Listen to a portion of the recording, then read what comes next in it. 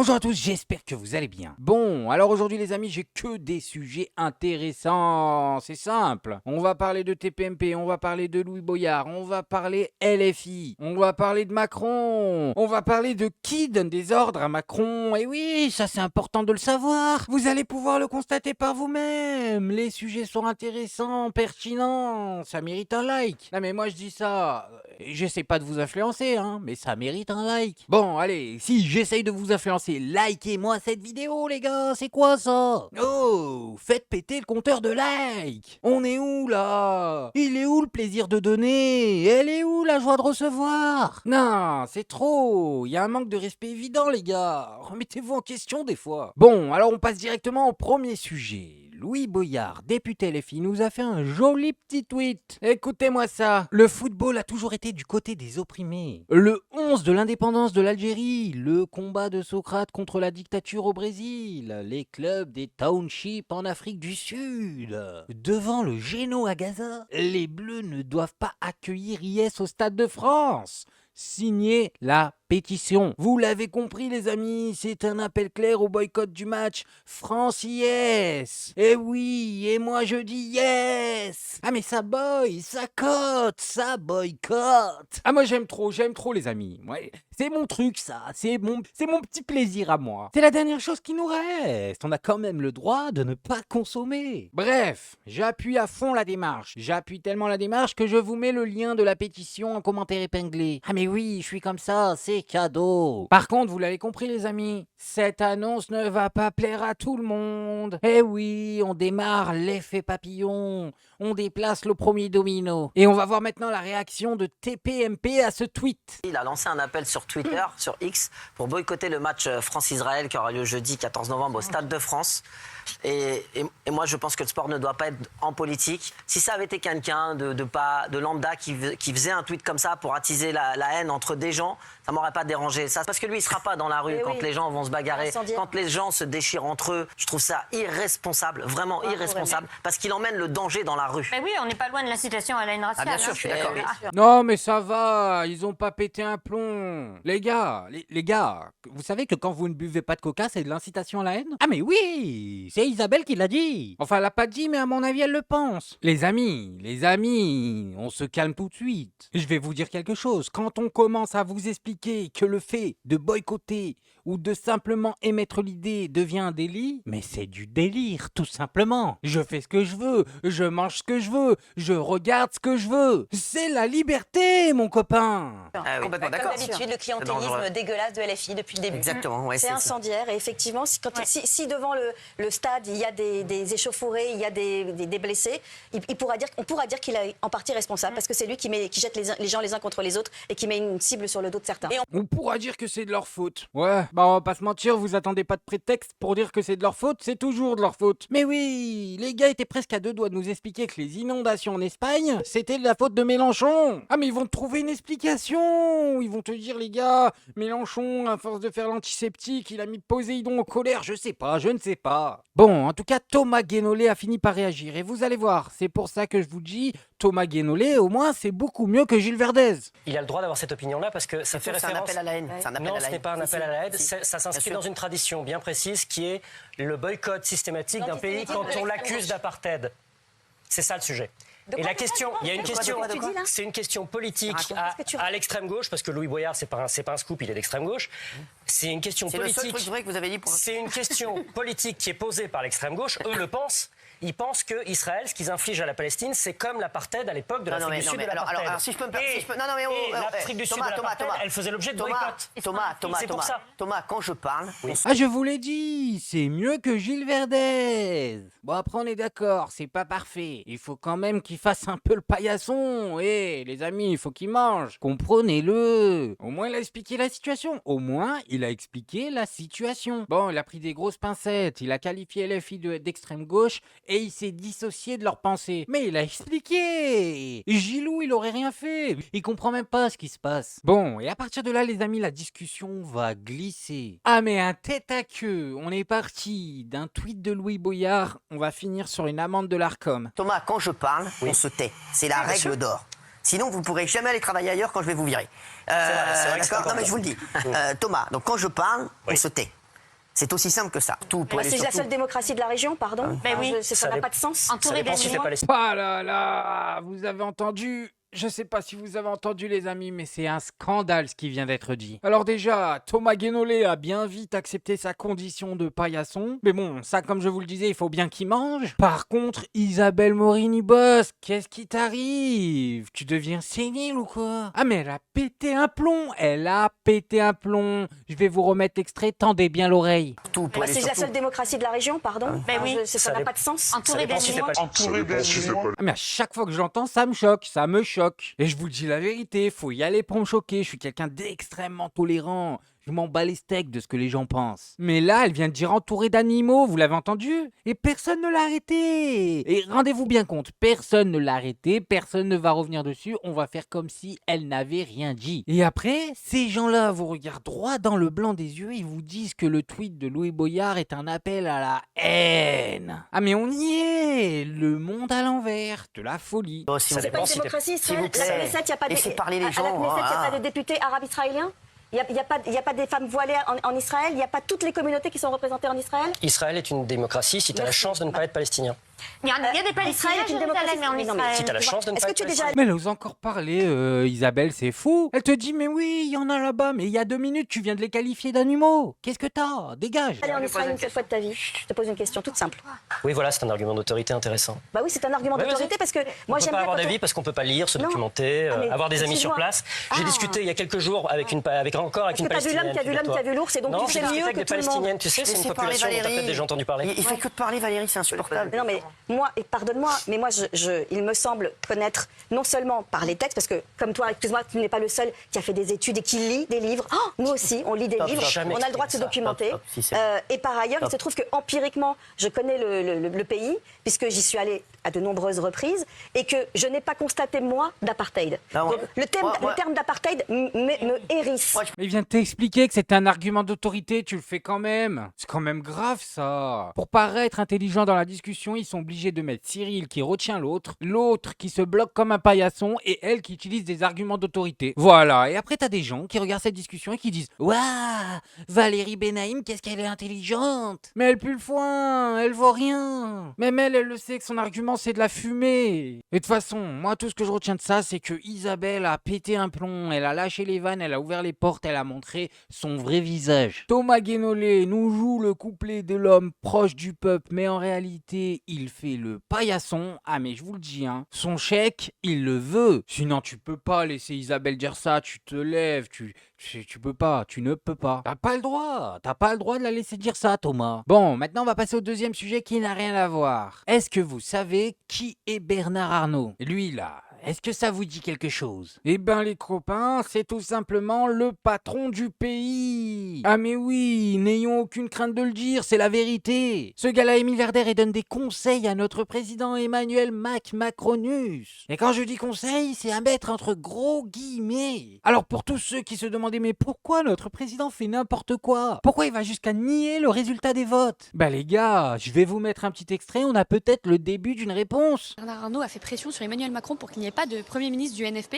Vous feriez peur à Bernard Arnault? C'est quoi un peu votre... Je ne sais pas si vous l'avez vu passer, mais quelle est votre réaction? Je l'ai lu. Ce qui me paraissait complètement fou, c'est de voir qu'aujourd'hui, il y a un homme et un seul, puissant, très riche, qui peut faire plier un président alors que le peuple français s'est exprimé. Évidemment, le monde économique avait quelque inquiétude à l'idée que le Front populaire puisse accéder au pouvoir. Et donc, il n'est pas tout à fait surprenant de voir que l'homme le plus riche de France, c'est certainement l'un des hommes les plus riches du monde, avait beaucoup à perdre avec un Front populaire qui avait comme objectif central la justice fiscale principalement. Beaucoup ont raconté que la gauche serait responsable elle-même de l'absence de la gauche au gouvernement.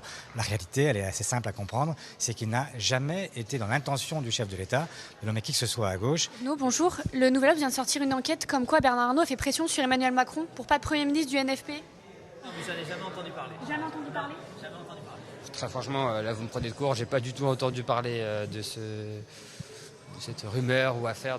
C'est une enquête de cette enquête. Et quand elle sortira, je la commenterai avec grand plaisir une fois que j'aurai les faits. Mais là, je les ai pas, donc je vais pas commenter sur quelque chose que j'ai pas lu, pas vu et sur lequel j'ai pas d'éléments tangibles pour ce faire. J'ai pas lu, j'ai pas vu, j'étais pas là. Ah mais habituez-vous à ce discours, ils vont tous nous dire ça. En tout cas, on le savait tous, hein. On le savait tous que c'était les ultra riches de ce pays qui faisaient qu'on ne pouvait pas mettre NFP à leur place légitime, la place qu'ils ont gagnée. Mais au moins maintenant, on peut mettre un nom. On peut mettre un visage. Bernard Arnault le fantastique. Et voilà, qui tire les ficelles. Bon, alors maintenant, on va se faire une petite pause. On va se regarder un discours de Antoine Léaumont, mais je vous le dis, on en a besoin. Un peu de bon sens quand même. Vous allez voir, il s'attaque au RN, mais que dis-je? Il en fait de la charpie. Jamais, lorsque j'ai été élu député, j'aurais pensé qu'un jour l'une de mes collègues se ferait huer pour avoir dit qu'elle était une fille d'immigrés. Madame Le Pen, vous dites vouloir expulser ceux qui sont une menace pour la République, mais la menace pour la République, c'est vous, Madame Le Pen. C'est vous qui menacez la République quand vous menacez son peuple en oubliant que 20 millions de nos compatriotes ont au moins un parent, un grand-parent, un arrière-grand-parent qui était immigré. Combien d'entre nous, jusque dans cette assemblée, ont un parent, un grand-parent, un arrière-grand-parent qui était belge, italien, polonais, portugais, marocain, algérien, malien, allemand. Allons-y, collègues, levez la main, j'en suis. Oh là là, mais qu'est-ce que c'est que ça? Ça me file des frissons, les amis, j'ai envie de lever la main, allez, je le fais. J'ai juré, c'est les patrons à LFI, c'est les patrons. Après David Guiraud qui nous fait une citation de Gandalf à l'Assemblée, on a maintenant Antoine Léaumont qui nous rejoue l'une des scènes mythiques de One Piece. On lève tous le poing, les amis, nous sommes les Mugiwara. Voilà l'histoire de la France, Madame Le Pen.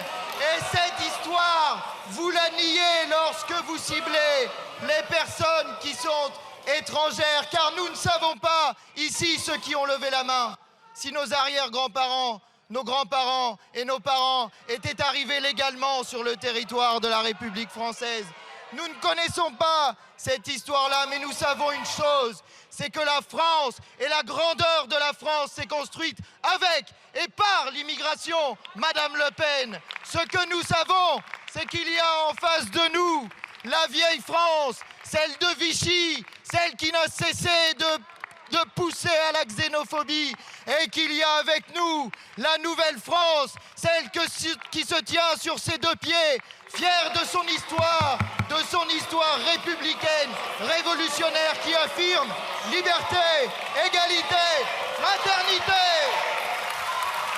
Fier de son histoire, oui, mais je vous le dis pour la première fois depuis très longtemps, fier de ses députés. Vous, à droite, ça vaut pas une pinette. On arrête de se mentir 2 minutes. Vos députés ne valent pas une cacahuète. Je sais même pas comment vous faites avec vos discours creux, nuls et bêtes. Oh mon Dieu, qu'est-ce qu'ils sont bêtes. Nous, en face, on a du Antoine Léaumont, du Louis Boyard, du David Guiraud, qui nous font des discours dignes de Léonidas. On se serait cru dans les 300. Moi, il conclut en disant « Allez, on y va, on va se faire exercice ». Je le suis. Non, vraiment, je sais pas comment vous faites à droite, mais force et courage à vous. Bon, alors maintenant, on va écouter Astrid Panossian-Bouvet, ministre du Travail et de l'Emploi. Doit-on préciser qu'elle est macroniste? Nous expliquer, dans le plus grand des calmes, mes amis, pourquoi en fait, nous sommes des mules et nous devrions être heureux de l'être. Mais je sais pas pourquoi on fait autant de chichi, pourquoi on veut s'arrêter de travailler comme ça, là.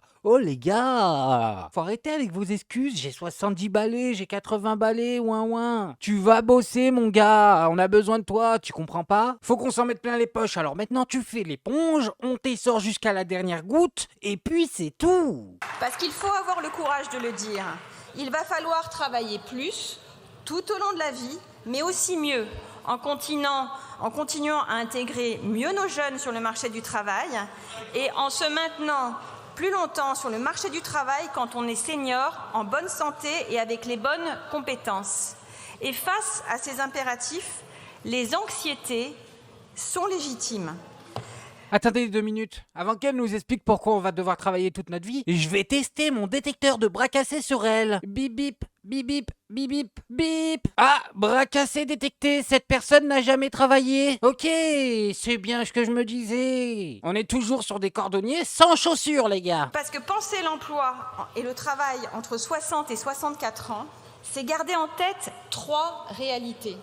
La première, c'est que les seniors aspirent, mais dans leur immense majorité, à une carrière complète suivie d'une retraite à taux plein. La deuxième réalité, c'est que bon nombre d'entre eux ne peuvent pas travailler du fait de l'agisme, de loin la première discrimination à l'embauche, comme ça a été signalé par la rapporteure des droits, la défenseure des droits. Et enfin, bon nombre d'entre eux ne le peuvent pas du fait d'une inaptitude physique après des années dans un métier pénible à forte usure professionnelle. Non mais moi quand j'entends ça, je me dis, il y a des gens quand même. Et attention, hein, c'est pas méchant, ne prenez pas ce que je vais dire méchamment. Mais il y a des gens qui devraient aller au sommet des montagnes et tester s'ils peuvent voler. Mais si ça se trouve, ils peuvent le faire, ces gens-là. Pourquoi ils testent pas? Moi je te le dis Astrid, tant que tu tentes pas ta chance, on saura pas si tu peux le faire. Non mais je rigole les amis, mais elle me fatigue. J'en ai marre des gens qui essayent de nous vendre le travail de nos anciens, laissez-les tranquilles. Voilà la réalité. Et pourquoi est-ce que l'on n'a pas discuté de cela? Alors avec les pré-retraites de Raymond Barre, on s'était dit que le meilleur moyen de faire de la place aux jeunes serait de montrer aux seniors la porte de la sortie. Je passe sur le fait que ça n'a pas vraiment eu l'effet escompté sur les jeunes. Le résultat, c'est surtout qu'on a aujourd'hui 3 fois moins de chances d'être appelé en entretien d'embauche passé 50 ans. Qu'après 60 ans, le taux d'activité en France plafonne à 35%. 35% des plus de 60 ans qui travaillent. Ah, mais quel bilan catastrophique. Vous faites travailler vos parents, vous faites travailler vos grands-parents, vous êtes vraiment sans pitié. Au bout d'un moment, écoutez-moi bien, la vie, c'est pas le travail. Je sais, c'est dur, on vous a vendu ça comme ça. Mais la vie, ce n'est pas le travail. Quand il culmine à 60% ou à 70% pour les Pays-Bas, l'Allemagne et les pays scandinaves. Le sous-emploi des seniors est un gâchis humain monumental sur lequel la France s'accommode depuis des décennies, mesdames et messieurs. L'économie, la société, la nation se privent d'expérience, de savoir-faire, de force contributive et productive. Des salariés qui ne veulent pas seulement transmettre ou mentorer comme s'ils n'étaient bons qu'à ça, mais qui veulent travailler comme les autres, et pour certains le plus longtemps possible, qui veulent faire partie d'une société où l'avenir n'est pas confisqué par l'angoisse du déclassement professionnel. Non mais vous imaginez la folie dans laquelle ils sont. Alors là, elle est en train de nous expliquer que les retraités veulent aller travailler, mais en plus de ça, ils ne veulent pas ça. Ils veulent travailler, ils veulent pas former, ils veulent pas les postes tranquilles. Eux, ce qu'ils veulent, c'est porter. Mais qu'est-ce qu'elle me raconte, celle-là? Qu'est-ce qu'elle me raconte? Quel être humain sur cette terre n'a pas envie, passé les 60 ans, d'avoir les doigts de pied en éventail? Quelle menteuse! Mais même elle, allez la chercher à 65 ans, elle est aux Caraïbes. En fait, ce qu'ils veulent, je vais vous le dire clairement, ce qu'ils veulent, c'est pas faire des économies sur les retraites, enfin si, mais c'est faire des très grosses économies sur les retraites. Parce qu'ils pourraient augmenter les cotisations retraite. Ils pourraient le faire. Ils pourraient dire on augmente les cotisations retraite. Voilà, c'est comme ça. On n'a pas le choix. Vous voulez partir à 60 ans? On augmente les cotisations retraite. Ça aurait du mal à passer, mais on l'accepterait.